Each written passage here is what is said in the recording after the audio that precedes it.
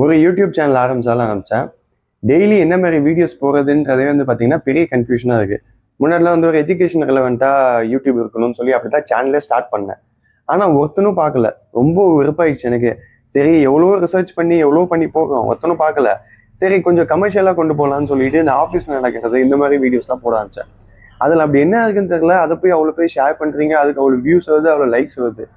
அதுவுமே ஒன்றும் புரியல எனக்கு. ஆனால் ஃபாலோவர்ஸ் அந்த அளவுக்கு வரல. ஆனால் வியூஸு லைக்ஸ்லாம் வந்து நல்லா வருது. அது எனக்கே பிடிக்கல அந்த கண்டென்ட். இருந்தாலும் வேண்டாம் தான் கொஞ்சம் பண்ணிட்டு இருக்கேன்.